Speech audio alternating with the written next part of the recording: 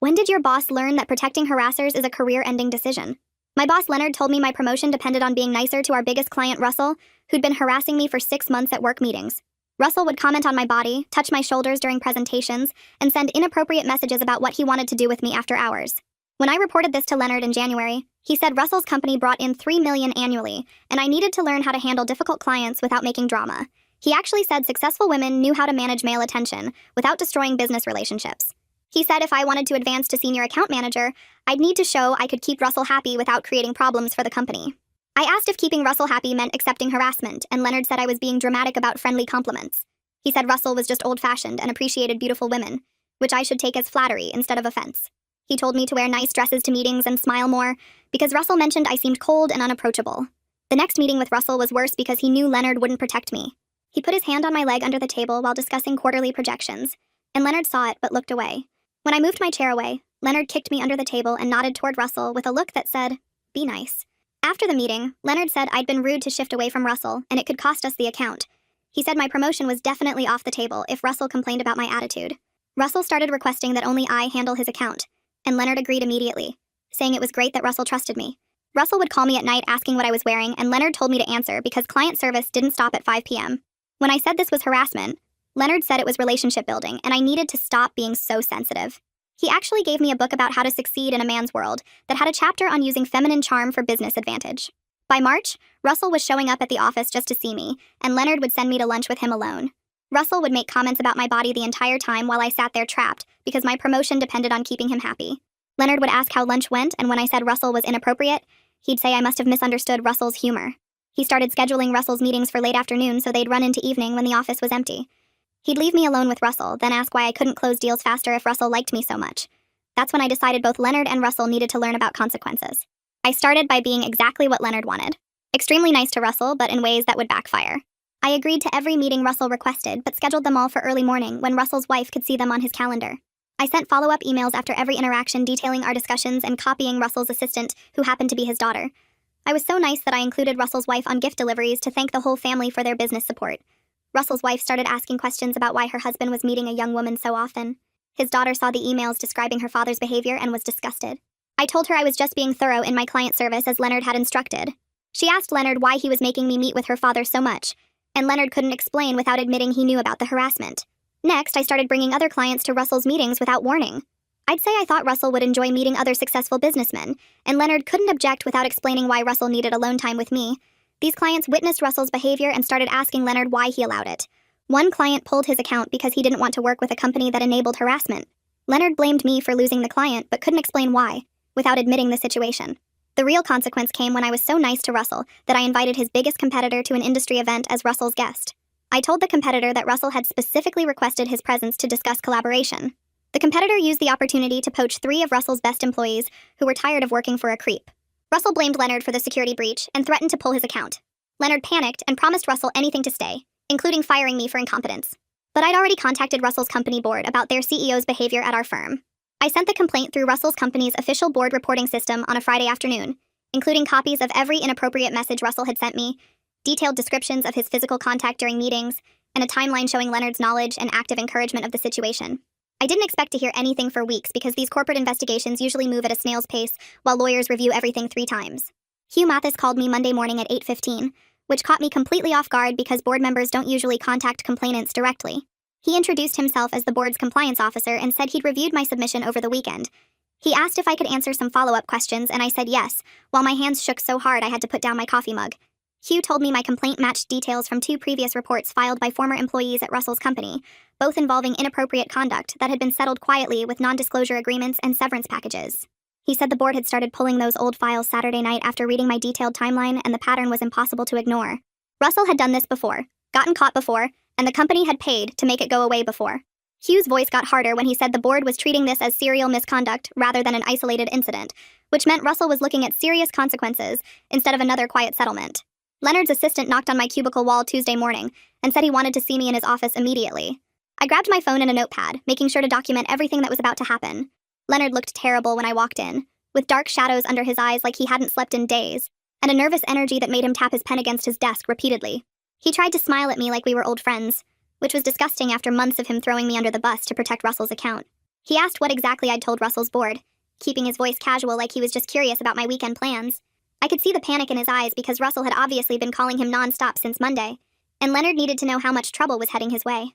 I smiled back and said I'd been completely honest about everything, including the meetings Leonard had scheduled specifically to leave me alone with Russell, the book he'd given me about using feminine charm in business, and his direct statement that my promotion depended on keeping Russell happy despite the harassment.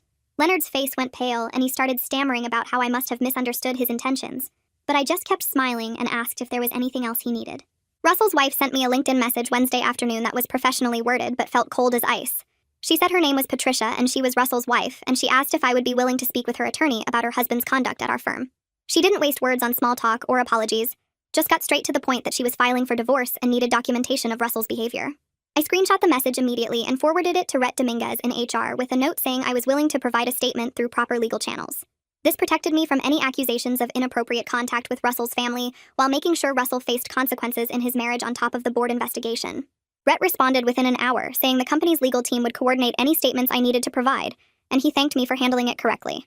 I felt a strange satisfaction knowing Russell's wife had finally gotten proof, after what she said were years of suspecting something was wrong, and that my documentation was helping her stop doubting her own instincts. The office atmosphere changed completely by Thursday. People who had witnessed Russell's behavior for months and said nothing were suddenly stopping by my desk to say they admired my courage. Others avoided making eye contact with me in the hallway, probably worried they'd get pulled into the investigation or blamed for not reporting what they'd seen. Emily Fisher caught me in the break room during lunch and asked if we could talk privately. We went to the small conference room on the third floor that nobody used, and she closed the door before telling me she was glad someone finally reported Russell. Her voice shook when she said she'd witnessed his hand on my leg during that quarterly meeting in March, and she'd felt sick watching it happen while doing nothing to help me. She offered to provide a statement to HR if it would help my case, and I could see genuine guilt on her face. I told her I'd appreciate that and asked why she hadn't said anything before. She admitted she'd been scared of losing her job or getting labeled as a troublemaker, which I understood even though it hurt, knowing she'd watched me suffer in silence. I thanked her for coming forward now and said her witness statement would make it much harder for Leonard to claim I'd misunderstood Russell's friendly behavior. Leonard got called into a meeting with the executive team and their legal counsel Friday morning. I watched him walk past my desk toward the elevator, and he looked like a man heading to his own execution. His shoulders were hunched and he kept checking his phone like he hoped someone would call with a last-minute reprieve. Rhett stopped by my desk an hour later and quietly said the company was taking this very seriously because they were worried about legal liability for Leonard's actions as my direct supervisor. He said they'd already contacted their insurance carrier about potential claims, which meant they expected this to cost them money. Rhett told me confidentially that Leonard had documented several conversations with me about Russell, but his notes made it clear he'd known about the harassment and actively pressured me to tolerate it. The legal team was apparently furious that Leonard had created such obvious liability, and the insurance carrier was already talking about whether Leonard's actions fell outside their coverage. Russell's board placed him on immediate administrative leave Monday morning while they completed their investigation. The news spread through our industry network within hours because people in our field love gossip about executives behaving badly. Milena Winters sent me an email that afternoon saying she'd heard about Russell's situation and wanted me to know she'd had no idea about his behavior when I'd introduced them at that industry event. She said she was grateful the truth had come out because the 3 employees who'd left Russell's company to work for her had told her additional disturbing stories about his conduct. Apparently, Russell had a reputation among his own staff for making female employees uncomfortable, and several had quit over the years rather than report him. Milena said she wished she'd known earlier because she never would have done business with someone like that, and she offered to provide a statement to Russell's board if they needed external witnesses to his reputation. Leonard tried a desperate move Tuesday by going to HR and suggesting I'd orchestrated everything as retaliation for not getting my promotion. He apparently told Rhett that I'd been angry about the promotion decision and had manipulated Russell into inappropriate behavior just to create a harassment complaint. It was such obvious nonsense that I almost laughed when Rhett told me about it. Rhett showed me the written complaints Leonard had filed about my performance over the past month, all dated after I'd submitted my board complaint about Russell. The dates made Leonard's retaliation crystal clear, and Rhett said it actually strengthened my position significantly because it showed Leonard was trying to build a case against me after I'd reported his misconduct. Amelie's witness statement destroyed any remaining credibility Leonard had, since she'd seen Russell's hand on my leg, and could confirm I hadn't invited or encouraged his behavior. The legal team apparently told Leonard his retaliation claims were making everything worse for him, and he needed to stop talking immediately. Russell's daughter contacted me Wednesday through a personal email address that wasn't connected to her father's company. Her message sounded genuine and heartbroken, explaining that she'd quit working for her father the day she'd read my detailed emails describing his behavior. She said she couldn't stomach being complicit in what he'd done, even though quitting meant losing a good salary and disappointing her mother, who'd hoped she'd take over the family business someday. She told me her mother had suspected something for years, but Russell always dismissed her concerns as jealousy or insecurity, making Patricia doubt her own instincts about her husband's fidelity. Having concrete evidence in my emails had finally given her mother proof she couldn't ignore, and Patricia had filed for divorce within days of seeing the documentation. The daughter apologized for not speaking up sooner and said she hoped I could recover from what her father had put me through. 2 more women contacted HR on Thursday with complaints about Russell's behavior at industry conferences and client dinners over the past 5 years. Both said they'd stayed silent because Russell's business relationship with our firm made them think reporting would be pointless, since our company clearly valued his money more than employee safety. One woman described Russell cornering her in a hotel hallway after a conference reception and trying to kiss her while she pushed him away. The other said Russell had put his hand up her skirt under the table during a client dinner, while her boss sat across from them pretending not to notice. Their statements established a pattern spanning 5 years and multiple victims, which transformed this from a he-said-she-said situation into documented serial harassment. Rhett told me Friday that the company couldn't ignore or minimize this anymore, and the legal team was recommending immediate termination of all business relationships with Russell's company. Leonard got placed on administrative leave pending the company's internal investigation Friday afternoon. Security escorted him to his office to pack his personal belongings, treating him like a criminal who might steal company property or damage files. I watched from my desk as he carried a cardboard box toward the elevator, looking smaller somehow than he had when he'd been my boss with power over my career. He tried to catch my eye as he walked past, maybe hoping for some sign that I felt bad about his situation. I picked up my phone and started a call with Alec Burton about his account needs, deliberately showing Leonard that business continued without him and that clients were comfortable working with me directly. Leonard's face went red, and he walked faster toward the elevator, and I felt absolutely nothing watching him leave except relief that he couldn't hurt anyone else, the way he'd hurt me. Russell's board completed their investigation in exactly 3 weeks and announced his forced resignation without any severance package on a Tuesday morning. The official statement cited serious violations of company conduct policies and significant damage to corporate reputation, using that careful legal language that says everything while admitting nothing specific. The industry trade publications picked up the story by noon with brief announcements about Russell stepping down for personal reasons, which is corporate speak that everyone in our business network understands perfectly. Personal reasons means misconduct that the company doesn't want to detail publicly but can't ignore privately. Within hours, my phone started buzzing with messages from contacts across the industry asking if I knew what really happened. Because our business community is small enough that rumors travel faster than official announcements, I didn't respond to any of the messages because I didn't need to. The truth was spreading through professional networks without my help, and Russell's reputation was getting destroyed in real time. Milena sent me a text saying she'd heard through 3 different sources what Russell had done, and she felt sick that she'd ever done business with him. 2 former colleagues from other firms reached out to say they'd always found Russell creepy at conferences, but never knew it was this bad. The Whisper Network was doing exactly what it does best, making sure everyone knew that Russell wasn't just stepping down, he was pushed out for being a predator who'd finally gotten caught. Our company's investigation wrapped up 2 days after Russell's resignation, and the findings were even worse for Leonard than I'd expected. The legal team's report detailed multiple policy violations, including failure to address reported harassment, active retaliation against an employee who reported misconduct, and deliberately creating a hostile work environment by forcing me into isolated situations with Russell. The executive team called an emergency meeting Thursday afternoon and terminated Leonard for cause, which meant he lost his severance package and any remaining stock options he hadn't vested yet. For cause terminations go on your employment record in ways that make future job searches incredibly difficult, especially in industries like ours where everyone knows everyone. Rhett told me confidentially that Leonard tried to argue he was just protecting company revenue and didn't realize the severity of Russell's behavior, but the executives weren't buying it since my written complaints. And Amelie's witness statement proved Leonard knew exactly what was happening. The security escort that walked Leonard out was the same guy who'd done it the week before when Leonard was placed on administrative leave, and I wondered if the guard felt weird about making the same walk twice with the same person. Leonard didn't try to catch my eye this time as he left with his second box of personal belongings. He kept his head down and moved quickly toward the parking garage like he couldn't wait to be away from a building where he'd worked for 12 years. Rhett showed up at my desk Friday morning with an expression I couldn't quite read, somewhere between apologetic and hopeful. He asked if I had time for a conversation in his office, and my stomach dropped because I'd been waiting for the other shoe to fall, for the company to decide I was too much trouble and find a way to push me out too. But when we sat down in his office with the door closed, Rhett offered me Leonard's position as interim department head while they conducted a formal search for a permanent replacement.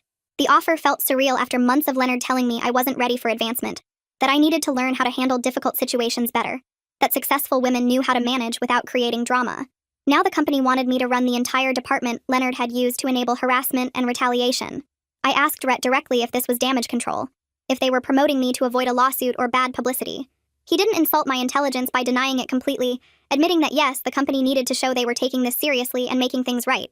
But he also said I'd earned this position through my work performance, and my courage to speak up when staying silent would have been easier and definitely safer for my career. He showed me the performance reviews Leonard had written about my work before I reported Russell, all of them excellent ratings that praised my client management and strategic thinking. Leonard had known I was good at my job even while he was sabotaging my advancement for refusing to tolerate harassment. I accepted the interim position knowing it was complicated, knowing the company's motives weren't entirely pure, but also recognizing that I'd fought too hard to walk away from the opportunity I'd been denied for so long. The emotional toll hit me hard that first weekend after everything settled into its new reality. I was driving home from grocery shopping Saturday afternoon when tears started running down my face for no specific reason I could identify. I pulled into a parking lot and sat there crying in my car while other shoppers walked past with their bags, probably wondering what tragedy had struck the woman sobbing behind her steering wheel. The weight of everything I'd carried for months came crashing down now that the immediate crisis had passed, and I didn't need to stay strong and strategic anymore. I'd spent so much energy documenting Russell's behavior, planning my responses, managing Leonard's retaliation, filing complaints, and surviving each day that I hadn't let myself feel the full impact of what they'd put me through. Now my body was demanding that I acknowledge the trauma instead of just pushing forward through it. I found a therapist who specialized in workplace trauma and started seeing her twice a week. She helped me understand that my strategic approach to fighting back had been a form of regaining control when Leonard and Russell had tried to take all my power away. But she also made me recognize that being strategic didn't mean I wasn't deeply affected by the harassment and the betrayal of a boss who should have protected me. The nightmares started around then. Dreams where Russell cornered me in empty conference rooms, or Leonard fired me in front of the entire office. I'd wake up sweating and shaking, needing several minutes to remember that Russell was gone, and Leonard couldn't hurt me anymore. Russell's divorce turned contentious when his wife's attorney subpoenaed records from our company showing the pattern of after-hours meetings and inappropriate communication he'd had with me. The legal team had to turn over my detailed emails, Leonard's meeting schedules, and Russell's call logs that proved he'd been contacting me at night under the guise of business discussions. I got called to give a deposition in late October, sitting in a conference room with Russell's wife's attorney, asking me to describe every inappropriate comment, every unwanted touch, every boundary Russell had crossed while Leonard enabled it.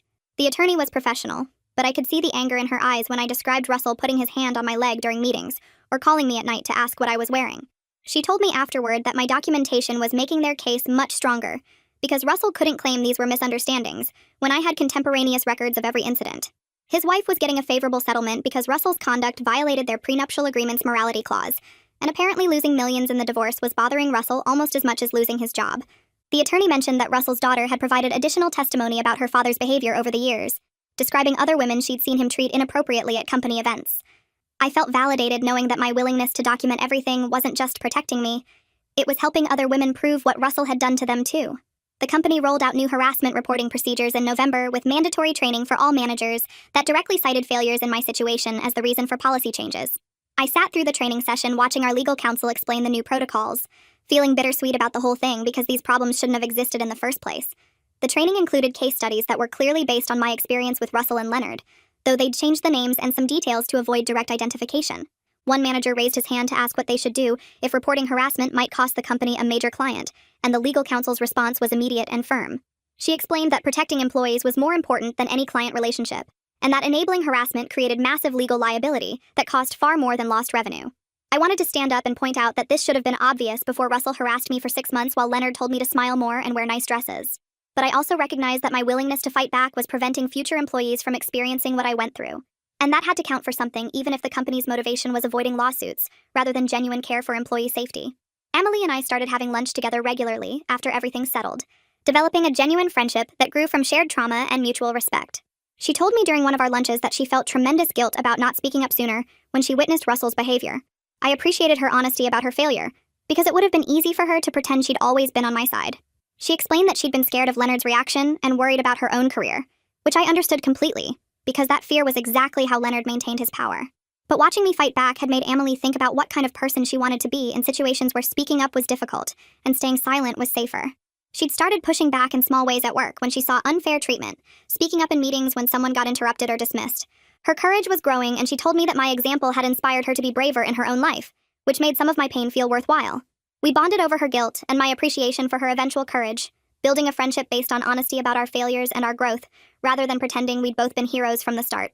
Russell tried to get hired at several competing firms over the next few months, but the whisper network in our industry proved remarkably efficient. I heard from multiple sources that Russell was applying everywhere, clearly desperate for a position that would restore his professional status and income level.